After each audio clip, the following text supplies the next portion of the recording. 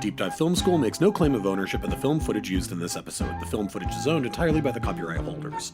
Also, we're going to spoil the hell out of this movie, so this is your warning. Welcome to Deep Dive Film School! Oh, this week we're going to get into that one scene from Terminator 2, Judgment Day. Do you know this boy?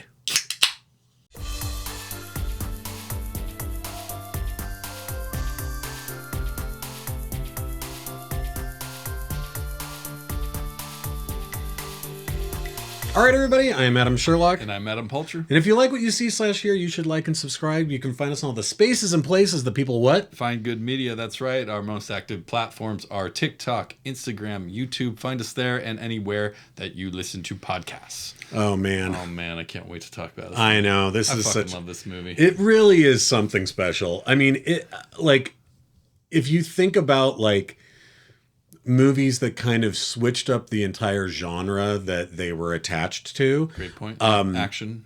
Well, I mean, and let's be fair, James Cameron's done this a couple of times, right? It's not as... he did that with Aliens.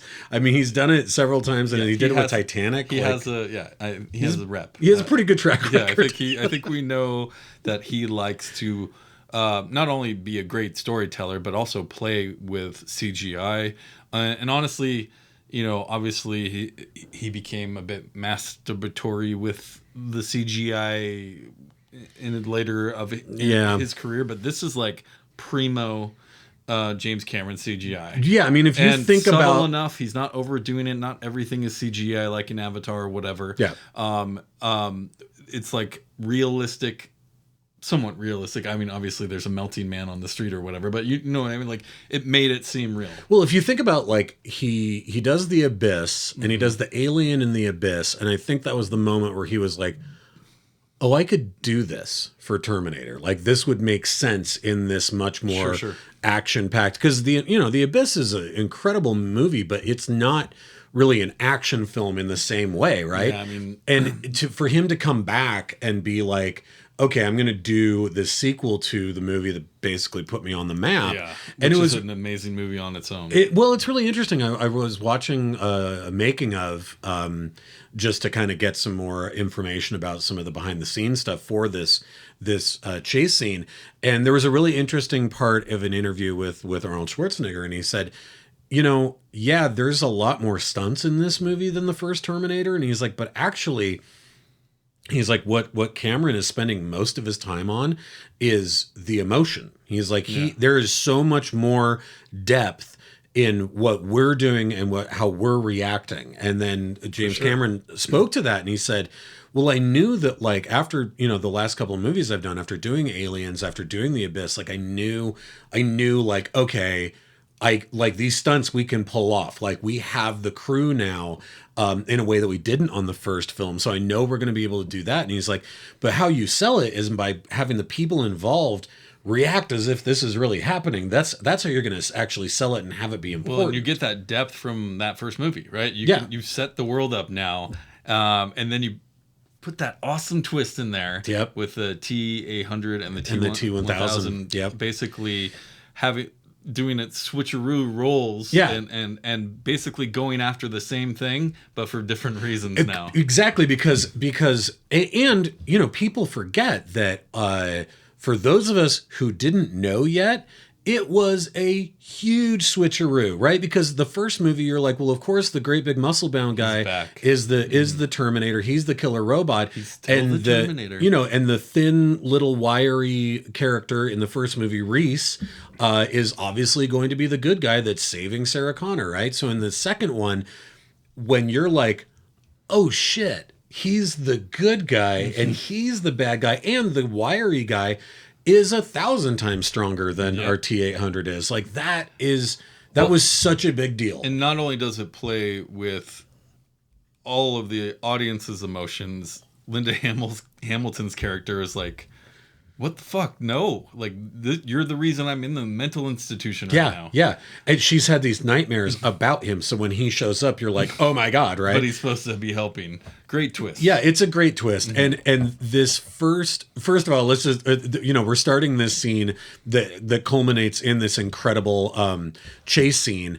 But we start off at this video arcade. Mm-hmm. And I love the fact that John Connor's best friend is such a ride or die badass that he has no idea, no context for anything. Red mullet too. But he ain't gonna fucking snitch. He's not gonna snitch on his You think buddy. that kid's gonna snitch? Yeah, he's like, nah, no. But you know who is gonna snitch? Big old Coke bottle glasses kid who's like, yeah, I think he's right there. And you're like, nerd. Of course you told the cops where he was. Did you know he's gonna help save humanity? And your nerdy ass gave him up to the cop. It's true. Yeah. Silly ass. So that's where we start. We go down this hallway. The hallway where the two of them come together. I mean, there's a lot of iconic moments in the scene.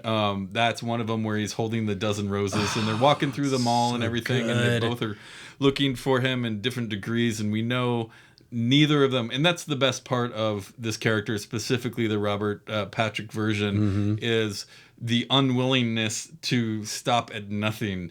Yeah. Right? To get what he wants, whether it's killing people, whether it's driving semis through freeway aqueducts, all sorts of stuff. That's exactly what struck out to me the most rewatching this is I remembered from the first Terminator, there's a couple of more overt sequences of chaos where he's killing some people in broad daylight. But when that's most of the time when that's happening in the first movie, either those people are alone or it's just a small group that maybe sees what the Terminator is doing. And a lot of times it is at night and it is covered by shadow.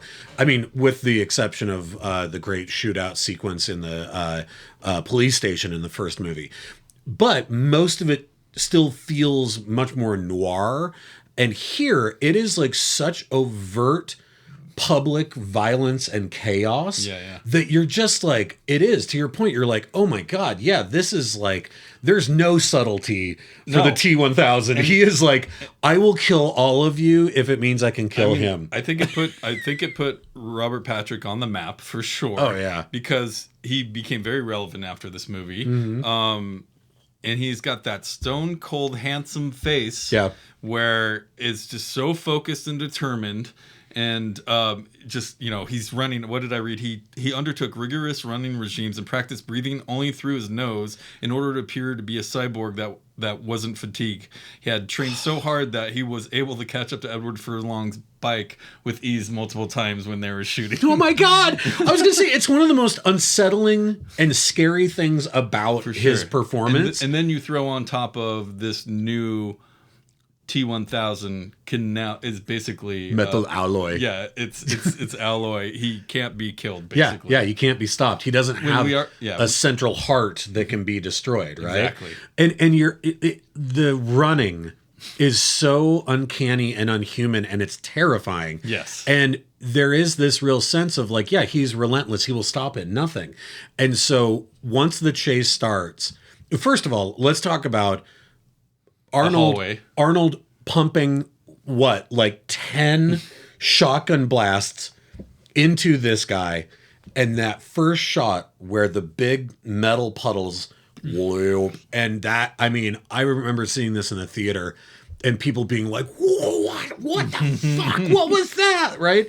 Because at that time you're like, it's not a practical effect. It's not claymation. It is this seamless. I mean, the fact that they basically Wolverine. Yeah, right? And it blew your mind, right? Yeah. And I think there was something about that like made him so terrifying. And then the breathing through the nose thing is very interesting because I can never put my finger on like how does it look like his face is just fucking painted on? Yeah, absolutely. And it is that, and it's the crew cut haircut and the motorcycle cop thing, like all the pieces of it just and fit the fact so that perfectly. he was the person's body he stole was a cop obviously was a big part of that. The scene in the hallway when Edward Furlong doesn't know what to do and he pulls the shotgun out and they it's beautifully shot in slow motion and you as the audience aren't sure either yet at that point, and then he says get down or something like that, and that's when he gets the first shots and he escapes in the ruckus of those two guys going, and then they have to kind of go chase him separately again. But it's like a living nightmare because at that point to John Connor you're like, my mom's crazy, this guy doesn't exist, and all of a sudden here he is, and it's only by the fact that the Terminator grabs him and flips him around and saves him. He has to save his life before he's like, oh, okay. Like, I shouldn't run to the cop. Yeah. Right? It's like the only instance in which that kid's going to run to that cop is going, oh my God, my mom was right. There is a killer robot and it's here to kill me. Right. But then they run out and Connor gets on the motorcycle, takes off. And I just love seeing the T-1000 run up to that semi and just pull the guy out. And he's like, all right, now I've got a semi now. That's pretty good. The cat and mouse game is on for sure. Oh my God. So good. And then, he barely gets away. He thinks he's escaped, and then boom. You should see that coming over, and it's a real truck going through real concrete. Yep. Into the real and anyways, amazingly shot and insane. And again, like, it is that overt level of public violence where you're just like, how, and the rules no longer apply. Exactly. Yeah, I've never seen that before in a movie. And then Arnold's not far behind, pulls off some of the sweetest shotgun fence opening I've ever seen. My God. Well, and just the twirl. I mean, listen, people. It's true. Sometimes the artistic merit is not about like subtext or context or like, oh, well, historically, sometimes it's about the 12-year-old in you going, that's so fucking cool. Very true. And the swinging around of the shotgun to reload it and then shooting off. He's a legend. It's so cool. This is fucking Arnold. Yeah. It's so cool. Again, this is 1991. Oh my God. And, you guns could be my eyes. It's so hard. Like, I had the cassette single. This movie was made for us. Oh my God. I realize that to some of our viewers, we seem like we're about 400 years old. Yeah. But it's okay. It is, though. It's the calm efficiency of the Terminator. Both of them. Yeah. Right? Because then, I mean, another one of the most baller fucking moments is the truck goes under the overpass, rips off the top of it, and then Robert Patrick just like swings right back up and knocks the glass out. And you're just like, again, it's like both of them are such raging badasses. Now, I will say, for all of the wonderful CGI and everything throughout this movie, there's a few times where it's so obviously not Edward Furlong on the bike. I'm like, come on. It reminds me of that shot from Wet. It's like he's 30 years old. It's like that shot from Wet Hot American Summer where it's so obviously not was it Joe Lo Truglio, I think. Yeah, I know who you're talking about. It's so obviously not him, but a guy in like a Spilby wig. Like, it's totally like that. Yeah, it's so come on, James. I would have liked you to clean that up a little bit. But we even get like kind of the final like slow-mo shot of Arnold coming off of that, like where it's kind of it's closing off and he has to jump down and get on their level and go save John. Yeah. But that is the CGI, and it sparks on the bottom of the bike. Yeah. Awesome. But that was like a big deal CGI shot because it's not. They tracked his face because it's looking directly at. Yeah, it's not. I don't think it's actually If they did that Arnold. in that shot, why didn't they do it in the other ones? I don't know. Now, speaking of James Cameron, in the behind the scenes documentary I watched, there was a really, really cool little segment where he was talking about, and I never knew that he did this. When they would storyboard out a sequence like this one, and then so they would have the storyboards to create all their sort of blocking and have a better idea of what they were going to do. But then he would have his crew build a miniature set of what all that looked like. So they had one for the aqueduct, they had one for the culvert and all that. And then he had a little pin camera, like a tiny camera this big, where he would actually move it down the miniature to like actually see like how they're gonna have to dolly around and like get all the shots. That's smart. So they did one of this whole sequence, and then they did one of the smelting factory at the end. And they made all these miniatures of everything that he could drag his little camera through to really get the sequence of what it should look like. And I was like, I've actually never heard of that before. And it makes a lot of sense. It makes something Kubrick would do. Well, it does. And it also makes sense of how you can feel confident in doing the stunt, like some of the stunts with this semi, and feel like we'll get exactly the shots we need. And they always did, right? Like it's beautiful. It's beautiful in a way that, like, if you go back and watch like old James Bond movies and stunts in them, it's like it all looks polished and nice and the camera angles are all cool, and then it goes to the stunt and it seems like a fucking camera, inside of a cardboard box that's set up to watch the car do the jump. Yeah. And you're like, that was the second team that was in charge of the stunt that did that one. And none of that feels that way here. It all feels very polished. No, it's a beautiful movie, great pacing of a movie, and just like you're instantly engaged in all of this. Even if you don't know about the first Terminator movie, I think it's just as good. And, the T-1000 is a fucking badass villain. An incredible villain. Like, he's basically Jason, right? And this is just the beginning of us getting, is he dead? Nope. Yeah. Run away. Well, and I think if you think about that, the hallway is the first time that we've seen his re-healing properties with the silver puddles. And the end of this scene where, first of all, the great shot where he lifts up Edward Furlong and puts him onto his bike. Awesome. And then the truck just eats his dirt bike is incredible. Yep. But then, the truck goes up in the middle of those ramps and it like completely explodes into a ball of fire. And I love the tire rolling out that's on fire, and he thinks it's going to be him, right? Is he dead? And then it's not him, and they leave. That next shot where a completely Silver Surfer style T-1000 walks out is so iconic. I mean, it is, again, if we had had our minds blown in the theater seeing his re-healing and that special effect, him walking out, like, people were like, how do you do that? You can't do that. No one knew what they were. Yeah. Like, that doesn't make any sense. That was brand new in 1991. Yeah.